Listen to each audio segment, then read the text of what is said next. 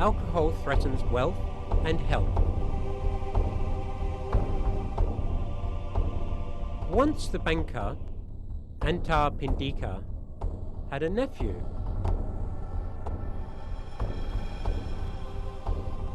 Who had squandered 40 million by his drinking habit, leaving him penniless. The nephew, therefore, came to Anathapindika's home asking for some financial help. The nephew said, "I'm going to use the money to invest in business, to set myself up in life." Anathapindika was pleasantly surprised to hear his drunken nephew wanted to earn his living. He gave him 1,000 and taught him a few tricks of the trade. The nephew thanked Anathapindika and wasted no time in going out with his friends and spending all the money on booze. Later, he came back to Anathapindika, saying, "I've lost all my money in business due to my lack of experience, and may I have some more?" Anathapindika pretended he didn't know what was going on and said, "This time, I'm only going to give you 500. Invest it wisely." The shameless nephew spent all 500 on alcohol again. For a third time, the nephew returned to ask for more. Anathapindika gave him 2 pieces of coarse cloth instead of money, knowing he would be more likely to make an effort to sell it. The nephew did sell the cloth, but again he spent all he had earned on alcohol. He came back to Anathapindika for a 4th time with an outstretched palm. This time, Anathapindika had his nephew thrown out into the street. The nephew was destitute and lodged at this person's house, all that, until eventually the nephew died in poverty. Anathapindika felt somehow blameworthy for his nephew's death. Was there something more he could have done? He sought audience from the Buddha, telling him the whole story. The Buddha said that it was not only in this life that the nephew had been beyond help. In a previous lifetime, when the nephew had been given a wishing cup, it still couldn't help him. It still couldn't satiate his appetite. So it is no surprise that with your limited means, it's not enough to help him. The Buddha concluded briefly, but Anathapindika invited him to give more detail. The Buddha thus revealed the story of the past as follows. In the past, when King Brahmadatta reigned in Benares, the Bodhisattva was born as a millionaire, inheriting a fortune of 40 million from his father. He had only one child, a son. The Bodhisattva liked to perform acts of charity regularly, giving alms and pursuing other forms of virtues until the end of his life. When he passed away, the Bodhisattva was reborn as Indra, the king of heaven. The only son inherited the fortune of 40 million. But instead of investing it in a business, he had a huge pavilion built, not as a place of worship, but as a drinking place. There he whiled away the time drinking with friends,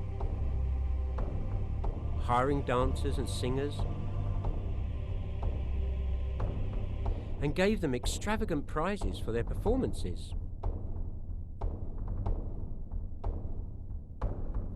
He did the same things every day. This and nothing else.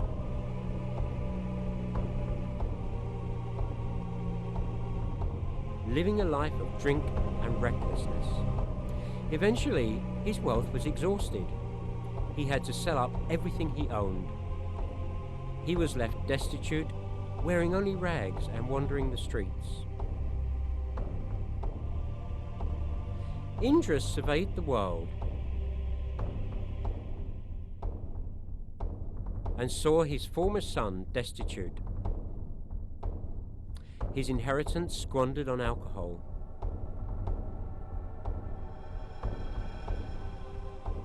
Out of mercy, Indra appeared to the sun, saying, "Now you are in great hardship. I feel sorry for you. So I'm giving you this magic pot.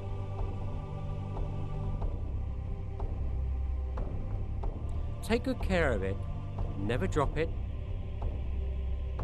If it breaks, it will lose its magic powers.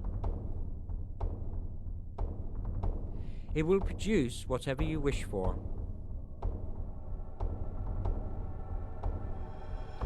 The sun accepted the cup, and Indra gave him a preaching before returning to heaven, reiterating that he should never let the cup break. The sun promised to take good care of it. "Good," said Indra, "because it's your last chance to liberate yourself from hardship and poverty." As soon as Indra was gone, he made a wish for all types of wealth and spent all of the wealth on alcohol. He drank alone or in company, singing and dancing merrily, holding the wishing cup in one hand and a bottle of liquor in the other. He felt more and more incapable. He came to the point where his merit had run out, because the alcohol had uprooted the last of his merit. He started to play with the wishing cup for fun, throwing it in the air and catching it. Eventually it fell to the ground and broke, irreparably. And so he returned to his former hardship, with a begging bowl, a burden on society to the end of his days. Anatarpindika, as it was in the past, so it is now. This man has not changed his ways.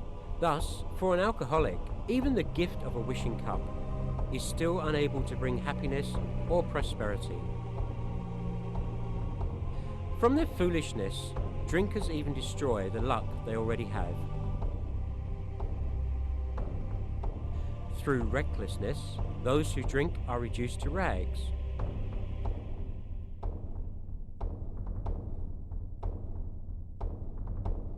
It is thus that ignorance brings people suffering. When riches come to those lacking discretion, this is how they squander their fortune. Riches lead them eventually to ruin.